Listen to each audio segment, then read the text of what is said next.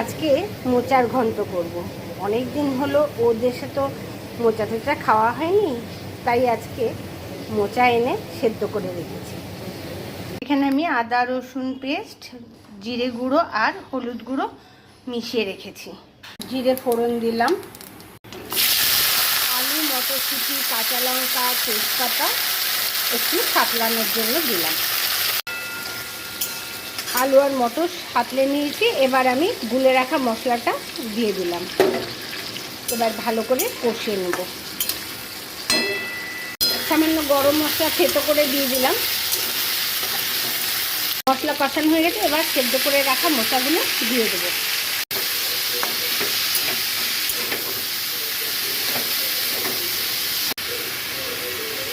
সামান্য জল দেবো, দিয়ে ঢাকা দিয়ে খানিকক্ষণ রান্না হতে দেবো। অল্প কিছু মটর ডালের বড়া বানিয়ে রাখলাম। সকালবেলা মটর ডাল ভিজিয়ে দিয়েছিলাম, একটু নুন চিনি দিয়ে লঙ্কা দিয়ে বেটে তার ছোটো ছোটো বড়া ভেজে নিয়েছি। মোচা প্রায় সেদ্ধ হয়েই গেছে। আগে তো আমি কুকারে সেদ্ধ করেই নিয়েছিলাম, এখনও বাকি সেদ্ধটা হয়েই গেছে। এবার আমি এতে মটর ডালের বড়াগুলো মিশিয়ে দেবো, দিয়ে আরও কিছুক্ষণ রান্না হতে দেবো। এবার আমি পরিমাণ মতো নুনটাও দিয়ে দেবো। বড়াতে নুন আছে বলে নুনটা দেওয়ার সময় একটুখানি সাবধানে দিতে হবে।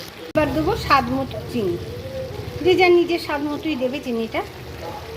আমার মোচার ঘন্ট প্রায় শেষ। এবার শুকনো করে নামাবো। এই দিলাম ঘি,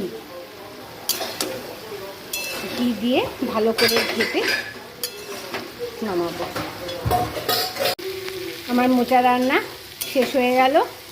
এখন বেশ শুকিয়ে গেছে। এবার এটা নামিয়ে পরিবেশন করব।